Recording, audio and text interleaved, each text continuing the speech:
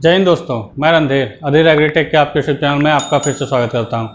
दोस्तों, आज हम बात करेंगे बायोफ्लॉक फिश फार्मिंग के लिए आपको किस तरह के टैंक बनाने चाहिए ताकि आप बायोफ्लॉक फिश फार्मिंग में सफल हो सके और आप अच्छा खासा अर्निंग कर सके दोस्तों। क्योंकि जो भी फिश फार्मिंग होती है, जो भी बिज़नेस होता है वो प्रॉफिट के लिए होता है।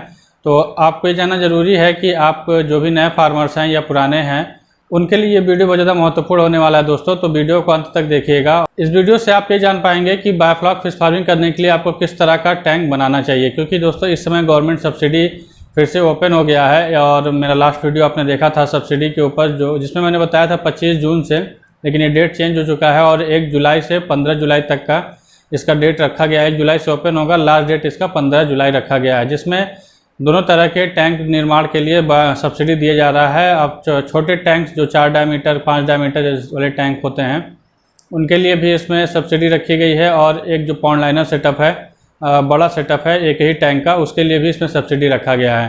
तो यहाँ पे मैं आपको बताऊँगा कि जो किस तरह के आपको टैंक्स बनाने हैं ताकि आप उसमें सफल हो पाएँ। सबसे पहले दोस्तों बात करते हैं कि बायोफ्लॉक फार्मिंग के लिए किस किस तरह के टैंक बन रहे हैं। तो सबसे पहला जो बना दोस्तों वो तारपोलिन टैंक, जिसमें 4 डायमीटर 5 डायमीटर 6 डायमीटर फिर 8-8 10-10 डायमीटर का भी टैंक बनाया गया।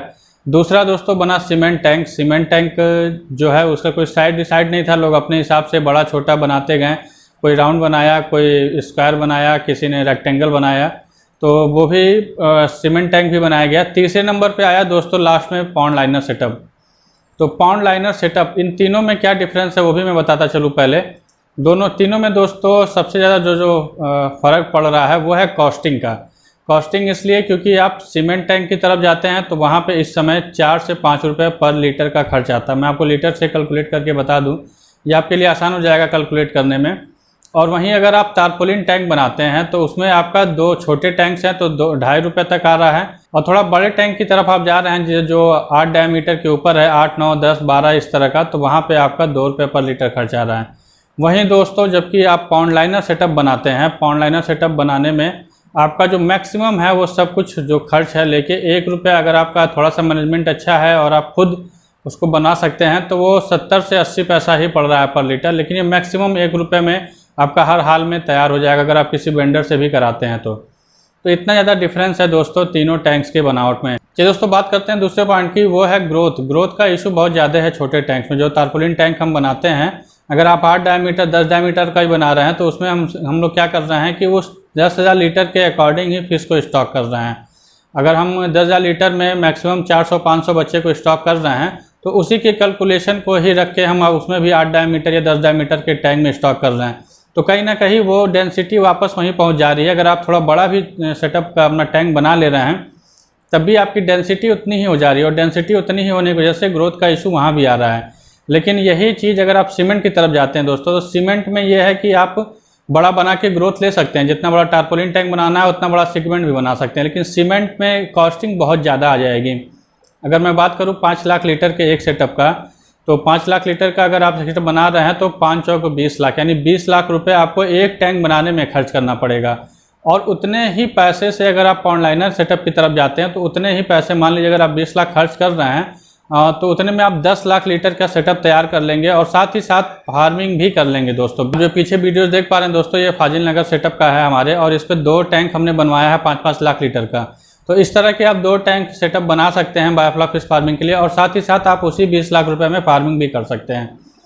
तो इसलिए मैं किसी को भी सजेस्ट नहीं करता कि वो सीमेंट टैंक की तरफ जाए। कुछ लोगों का कहना है कि सीमेंट टैंक परमानेंट होता है, 25 साल चलेगा, 30 साल चलेगा। हाँ ठीक है, परमानेंट होता है, लेकिन परमानेंट नहीं होता है दोस्तों, क्योंकि कुछ समय बाद उसमें लीकेज आएगा, कहीं से फट जाएगा, जो प्लास्टर है वो ख़राब होने लगता है, ये सब प्रॉब्लम्स उसमें भी आती हैं। लेकिन ठीक है, उसकी लाइफ तारपोलिन पॉन्ड लाइनर से ज़्यादा है। लेकिन दोस्तों ये भी देखिए कि पहले ही बार अगर आप केवल कंस्ट्रक्शन में ही 20 लाख रुपये लगा देंगे और प्लस 10 लाख रुपये फिशिंग में लगाएंगे, 30 लाख रुपये इन्वेस्टमेंट चला जाएगा आपका, तो उसको निकालना भी तो है आपको। पहले किसी बिजनेस को सफल बनाइए। आप पॉन्ड लाइनर सेटअप लगा के अपने बिजनेस को, सभी बिजनेस दोस्तों सेटअप करने की कोशिश करता है कोई, तो वो उसमें कोशिश यही होती है कि कम इन्वेस्टमेंट में आपका बिजनेस रनिंग कर जाए, और जब बिजनेस से ही पैसा आने लगे तो आप उसको किसी भी तरह के इन्वेस्टमेंट में इन्वेस्ट करिए। लेकिन अगर ये आप चाह रहे हैं कि नहीं मैं पहले 50 लाख रुपये कंस्ट्रक्शन में ही लगा दूँ और फिर फिश फार्मिंग शुरू करूँ, तो यहाँ पे आपका लॉस ही होना है। इसीलिए सीमेंट टैंक तो आप बिल्कुल भी भूल जाइए कि सीमेंट टैंक किसी भी हाल में आपको कंस्ट्रक्शन नहीं कराना है। और बचता है दो, पाउंड लाइनर और टारपोलिन टैंक। तो दोनों में दिक्कत यही है कि आप टारपोलिन टैंक जो है वो बहुत ज़्यादा बड़ा नहीं बना सकते हैं। बड़ा बनाने में आपका फिर जो है और ज़्यादा कंस्ट्रक्शन कॉस्ट बढ़ जा रहा है, क्योंकि जब आप जैसे 10 डायमीटर का सेटअप बनाएंगे तो जो आयरन मेस है उसे आपको मजबूत लगाना पड़ेगा। वहाँ पे आयरन मेस भी आपका काम नहीं करेगा और 1.5 से 2 साल बाद जब बारिश हो जाएगी जंग खा के वो जगह जगह से छोड़ देगा और टैंक जो आपका जगह जगह फैल जाएगा। जैसा कि अब आप देख पा रहे हैं कुछ बड़े बड़े टैंक जो हैं गैल्वेनाइज्ड स्टील के बनाए जा रहे हैं, जो फ्रेम टाइप के हैं, जगह जगह से नट बोल्ट से टाइट करके। वो ठीक है, लेकिन वो फिर कॉस्टिंग उसकी फिर वहीं पहुंच जा रही है दोस्तों। उसकी कॉस्टिंग भी 3 रुपये के आसपास पहुंच जा रहा है पर लीटर। तो वो उससे, और वो भी छोटे टैंक जो बन रहे हैं वो कहीं ना कहीं बिल्कुल भी सक्सेस नहीं है दोस्तों। इसलिए दोस्तों मैं आपको बताना चाहूँगा कि आप ना तो टारपोलिन टैंक की तरफ जाइए और ना ही सीमेंट टैंक की तरफ। अगर आप बायोफ्लॉक फिश फार्मिंग करना चाहते हैं तो आप जो गवर्नमेंट की सब्सिडी है 14 लाख रुपये प्रोजेक्ट की पॉन्ड लाइनर बायोफ्लॉक सेटअप, उसको लीजिए। इसमें क्या फ़ायदे हैं दोस्तों वो भी मैं बताता चलूँ। पहला फ़ायदा दोस्तों कि इसमें बड़ा वाटर बॉडी मिलता है। अगर मेरा 5 लाख लीटर की बात करूं, इसमें हम लोगों ने पहली बार 10,000 सीड स्टॉक किया था, 10 से 11,000। इस बार हम लोगों ने 6-6,500 सीड स्टॉक किया है। पिछली बार जो हमारा एवरेज वेट था वो 500 ग्राम प्लस था, 600 के आसपास। इस बार हम लोगों ने उसे सीड को कम करके बढ़ाने की कोशिश की है और लगभग 800 से 1 किलो का एवरेज वेट लेना चाह रहे हैं। साथ ही साथ दोस्तों उसमें हम लोगों ने लगभग 1000 से 1500 पीसेस प्रति टैंक यानी पर टैंक IMC के भी स्टॉक किया, जिसमें रोहू, कतला और मृगल और ग्रास कार्प का भी सीड स्टॉक किया गया है कुछ मात्रा में, 1000 से 1500 मैक्सिमम बस। तो दोनों मिला के हमारा जो सीड स्टॉकिंग डेंसिटी है वो 6,500 से 7,000 बच्चा है प्रति टैंक।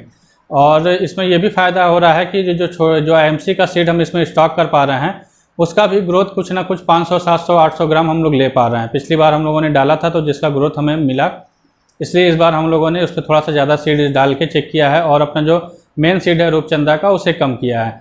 दूसरा दोस्तों फ़ायदा क्या है कि अगर आपका जो सीड संख्या कम होने की वजह से आपका जो स्पेस है बहुत ज़्यादा फिशेस को मिल रहा है और वो आपस में एक दूसरे से लड़ती नहीं है, क्योंकि जो फिशेस का नेचर है दोस्तों वो है कि वो अपने अपने लेयर पे रहता है। अगर उस लेयर पे आपकी फिशेस की संख्या बहुत ज़्यादा हो जाएगी तो वो फीड के लिए अपने आपस में ही लड़ने लगती हैं। जहाँ पे कुछ फिशेस को फीड मिलेगा, कुछ फिशेस को फीड नहीं मिलेगा, और उससे क्या होगा कि वो उनके साइज वेरिएशन आ जाता है। यही चीज़ देखा गया है छोटे टैंक्स में कि उसमें ग्रोथ तो हो रहा है दोस्तों, कहीं ना कहीं कुछ सीड कम करके अब ग्रोथ हो रहा है, लेकिन वो साइज वेरिएशन बहुत ज़्यादा है। और यही चीज़ आपका पॉन्ड लाइनर में कम हो जा रहा है दोस्तों, कुछ हद तक इसमें कम है। तीसरे पॉइंट की बात करें दोस्तों तो इसमें अमोनिया का इशू कम है, क्योंकि वाटर बॉडी आपकी बड़ी होने की वजह से, और जैसे तालाब में होता है कि आप संख्या कम डालते हैं तो वहाँ पे आपका वाटर बॉडी बहुत ज़्यादा बड़ा होने की वजह से अमोनिया के प्रॉब्लम कम होता है।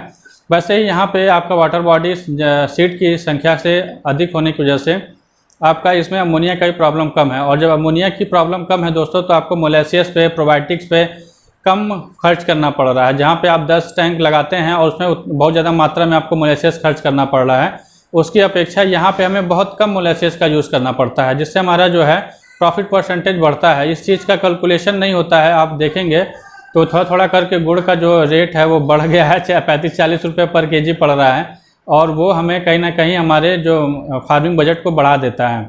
इसीलिए बायोफ्लॉक में जो है वो जो हमारा फार्मिंग बजट आ रहा है वो बढ़ के आ रहा है तालाब की अपेक्षा।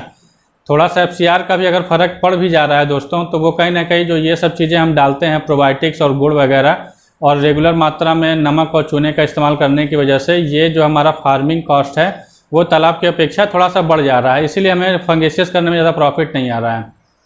तीसरी बात करूं दोस्तों वो है ऑक्सीजन। अगर आपकी डेंसिटी फिशेस की कम है पानी वाटर बॉडी के हिसाब से, तो अगर किसी कारण से आपका 3-4 घंटे या कुछ समय के लिए ऑक्सीजन आपका बंद हो जाता है तो आपकी फिशेज में मोर्टेलिटी नहीं होती है। ये चीज़ भी देखा गया है। वहीं अगर टैंक की बात करूँ जहाँ पे आप फुल डेंसिटी में फार्मिंग कर रहे हैं, अगर वहाँ पे ऑक्सीजन शॉर्टेज हो जाता है तो वहाँ पे मास मोर्टेलिटी देखने को मिलती है। तो ये चीज़ था दोस्तों। साथ ही जब अमोनिया कम है तो नाइट्राइट भी कम है, नाइट्रेट भी कम है। तो इस तरह के वाटर पैरामीटर्स हैं जो काफ़ी हद तक मेंटेन रहता है दोस्तों। साथ ही दोस्तों बताता चलूँ सबसे बड़ा दोस्तों कि इसको सेट करने का कोई इशू नहीं है, क्योंकि छोटे टैंक्स में सेट करना पड़ रहा है, क्योंकि जगह पानी कम होने की वजह से टेम्परेचर बढ़ जाता है, गर्मी में, ठंड में टेम्परेचर डाउन हो जाता है, बरसात में पानी जल्दी भर जाता है। लेकिन जब ये बड़ा वाटर बॉडी होने की वजह से, लंबाई ज़्यादा होने की वजह से इसको सेट करने का कोई झंझट नहीं। जो एक्स्ट्रा खर्च हमारा अपने टैंक को सेट करने में खर्च होता है 1.5-2 लाख रुपए, अगर नॉर्मल आप बांस उसका भी स्ट्रक्चर बनवाते हैं तो भी अगर आपका 10 टैंक का सेटअप है तो आपका कहीं ना कहीं 1.5-2 लाख रुपए उसी में लग जाता है। ग्रीन नेट लगवाइए, बांस का लगवाइए, फिर कुछ लोग लोहे का फ्रेम बनवा रहे हैं। तो ये सब चीज़ों का झंझट एकदम भी नहीं है पॉन्ड लाइनर सेटअप में। पांचवें बेनिफिट्स की बात करें दोस्तों जो पॉन्ड लाइनर सेटअप में, वो है कि इसमें आपके पास ऑप्शन ज़्यादा हो जाता है फिश फार्मिंग का, क्योंकि आप इसमें रूपचंदा का भी फार्मिंग कर पाएंगे, आप मुरेल की भी फार्मिंग कर पाएंगे, जैसे मुरेल का भी साइज़ 500 ग्राम 400-600 ग्राम हो जाता है, मुरेल के भी फार्मिंग कर सकते हैं। फंगेसियस तो आप कर ही सकते हैं, फंगेसियस छोटे में भी करना है, लेकिन छोटे टैंक्स में आपके पास रूपचंदा का ऑप्शन नहीं होता, क्योंकि टारपोलिन टैंक्स जो है वो रूपचंदा फिशेस काट देती है। तो यहाँ पे आपके पास कुछ ऑप्शन भी हो जाता है, कुछ IMC का भी ऑप्शन आपके पास खुल जाता है। साथ ही साथ आप मिक्स कल्चर भी यहाँ पे कर सकते हैं, जैसा हम लोग कर रहे हैं। इसके साथ और भी फिशेज, ऐसे हाई वैल्यू की कुछ फिशेस को भी आप स्टॉक करके इसमें फार्मिंग कर सकते हैं दोस्तों। तो ये कई सारे बेनिफिट्स हैं। इस तरह का बेनिफिट्स हम लोगों ने देखा है दोस्तों अपने पॉन्ड लाइनर सेटअप पे, और इसीलिए हमारा दूसरा कल्चर उसमें चल रहा है। और आपको बताता चलूँ कि उसमें से भी हम लोगों ने कुछ फिशेस को हार्वेस्ट किया है। तो यही दोस्तों इन्फॉर्मेशन देनी थी कि अगर आप बायोफ्लॉक फिश फार्मिंग करना चाहते हैं, देखिए बताता चलूँ दोस्तों कि सीखने के पर्पज़ से सही है कि आप टारपोलिन टैंक लगाइए, लेकिन कॉमर्शियली आप बिल्कुल भी टारपोलिन टैंक मत लगाइए। अगर आप कहते हैं कि मेरे पास जगह कम है, मेरे पास 4 या 5,000 स्क्वायर फीट जगह है, तो आप उतने में ही पॉन्ड लाइनर सेटअप को लगा लीजिए। 2 लाख 3 लाख लीटर की कैपेसिटी आपको मिलेगी और पूरे स्पेस का यूज़ कर पाएंगे। अगर आप दोस्तों टारपोलिन टैंक लगाते हैं 5-5, 6-6 डायमीटर का, तो आप देखिएगा कि बीच में आपको छोटा छोटा स्पेस छोड़ना पड़ता है, जो कहीं ना कहीं वो ज़मीन वेस्टेज है, वो किसी का यूज़ नहीं होता है, किसी यूज़ का, और वो जगह किसी भी यूज़ का नहीं होता है। लेकिन अगर पॉन्ड लाइनर सेटअप लगाएंगे तो आप एक ही पूरी ज़मीन का यूज़ कर पाएंगे, जिससे आपकी वाटर बॉडी बढ़ जाएगा, आपका जो है फिशेज स्टॉक करने की संख्या भी आप उसमें बढ़ा सकते हैं। तो यही बेनिफिट्स है दोस्तों। आप तीनों के कंपैरिजन में अगर आप बायोफ्लॉक फिश फार्मिंग करना चाहते हैं तो आप पॉन्ड लाइनर सेटअप को सेलेक्ट करिए, और सीमेंट टैंक को तो बिल्कुल भी मत करिए। और जो टारपोलिन टैंक आप लगाना भी चाहते हैं एक आध, तो वो केवल सीखने के पर्पज़ से लगाइए। सीखना मतलब केवल सीखना, उसमें आप प्रॉफिट नहीं सोच सकते हैं। वो अपना 30-40 हज़ार 50 हज़ार जो भी एक टैंक में खर्च करेंगे एक कंप्लीट कल्चर में, वो आप मान के चलिए कि आप सीखने में खर्च कर दिए हैं, वो आपका रिटर्न होना बहुत मुश्किल है, वो आपका कहीं ना कहीं लॉस होता है। तो ये चीज़ आपको सोच के ही बायोफ्लॉक फिश फार्मिंग की तरफ आना है दोस्तों। तो आज के लिए इतना ही, मिलते हैं नेक्स्ट वीडियो में। जय हिंद, जय